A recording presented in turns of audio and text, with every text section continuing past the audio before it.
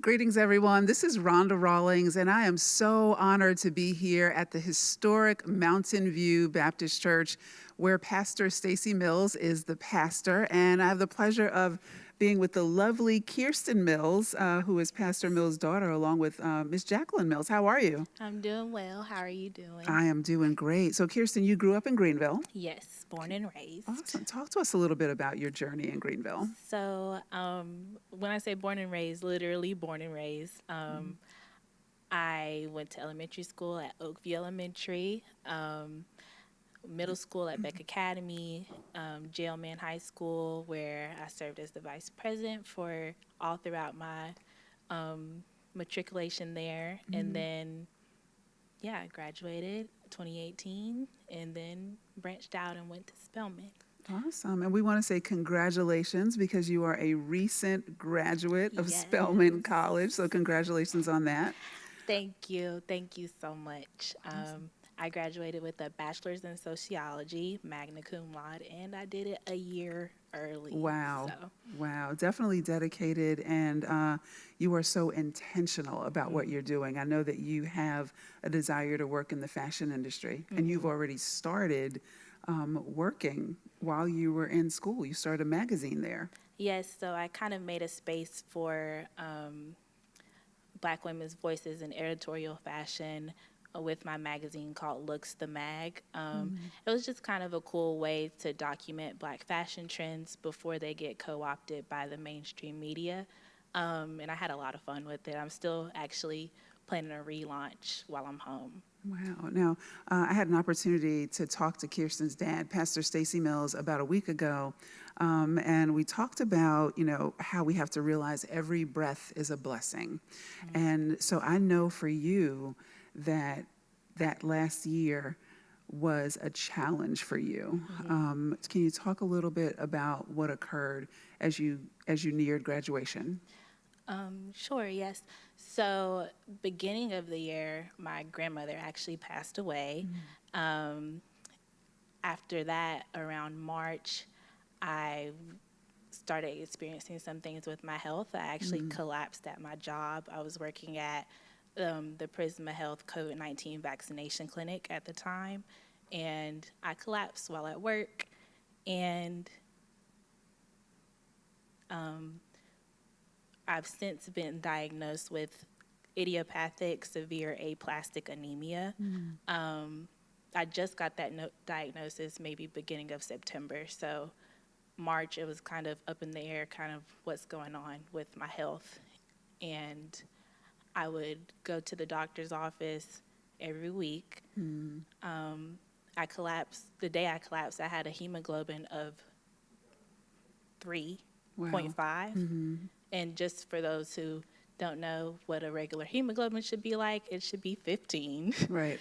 So I was going to work on a 3.5 hemoglobin, and I had a total of probably 400 platelets in my body when you're supposed to have upwards of 100,000. My goodness. And so I know a little bit about that as well because I have anemia and my hemoglobin was down to, I want to say, an 8 at one time. So it Wow. didn't get as low as yours. But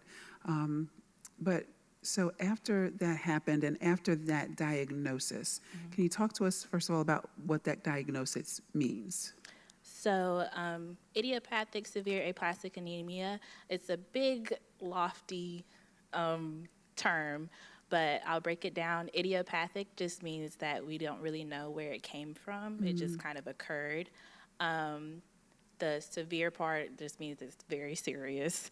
And the aplastic anemia part is just the form of anemia, again, saying that it's kind of random. They don't know what happened to it, but it's something where my bone marrow isn't producing the things that it needs to be producing.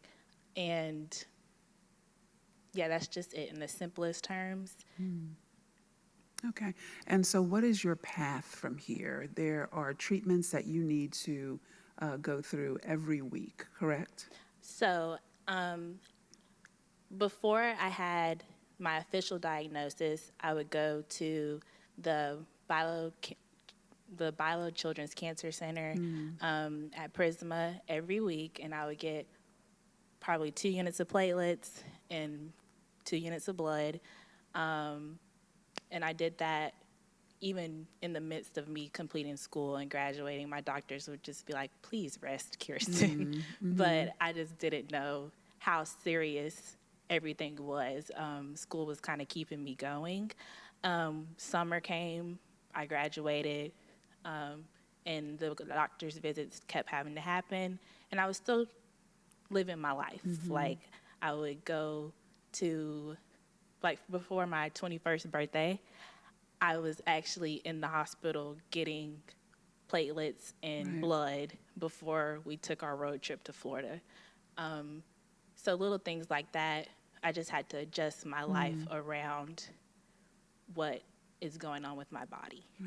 Now, in September, once I got the diagnosis, the official diagnosis in September, I was able to be admitted into the hospital to start a treatment plan called ATG, which is it's a horse serum. It's very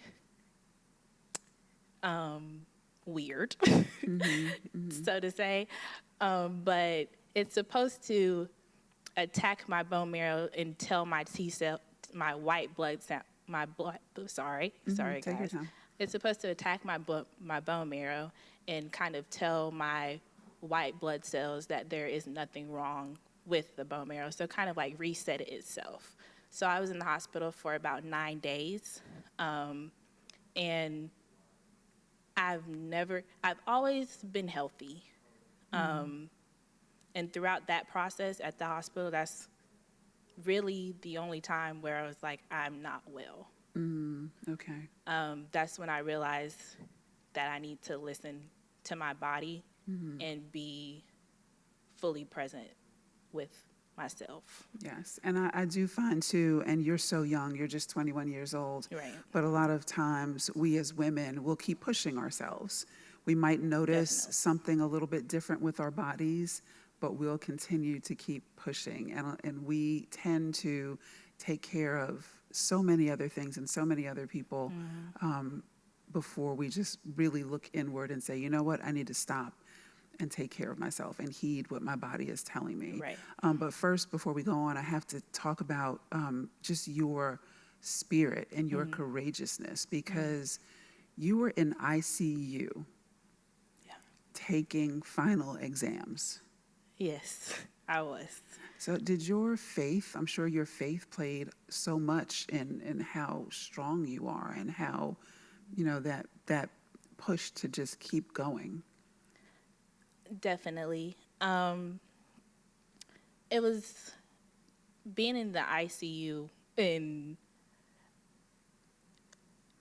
still trying to juggle school was normal. It just came naturally. It was like, can you bring my computer?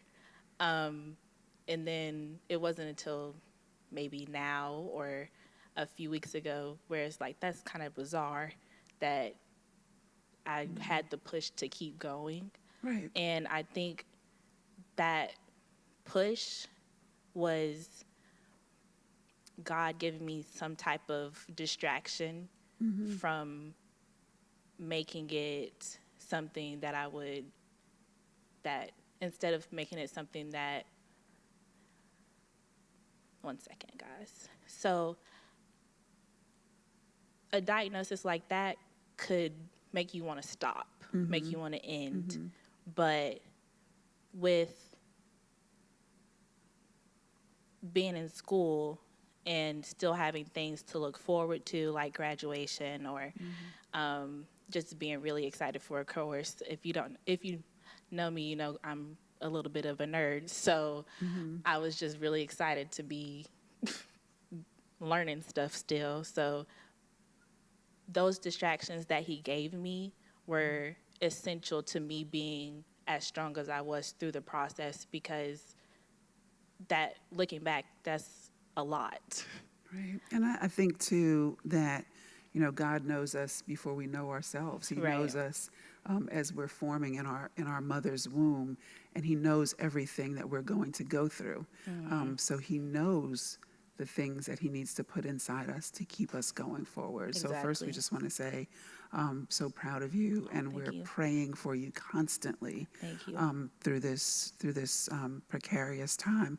And I don't want to keep you too long, but I do want to ask, what is the prognosis from here? Is there a bone marrow transplant that may be possible that you would need? Okay, so with the ATG treatment that I did at the beginning of September, it was a 4-day process, and I had basically 10 hours of this horse serum coming into my body.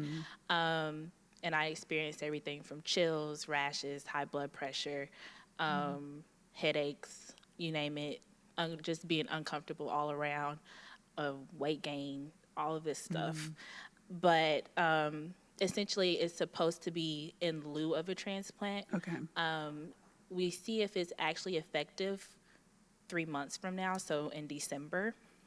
And if it is actually working, then I will not be needing a transplant. Okay. But until then, it's kind of like we're still looking for a donor.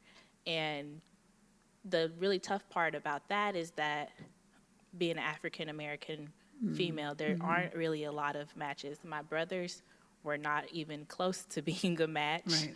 So, and there aren't really a lot of African American donors in the system.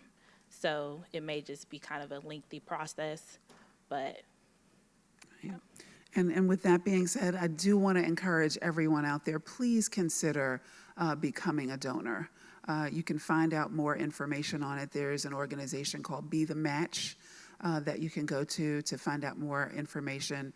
Talk to people who know more about it. So in order to dispel any myths that may keep you from becoming a donor, because we have to be our brothers and our sisters' keepers.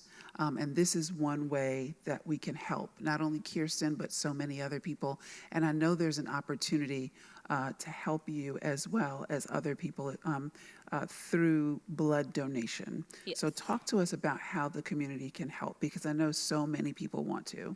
yes, so we have partnered with the Blood Connection to host 2 blood drives in the upstate.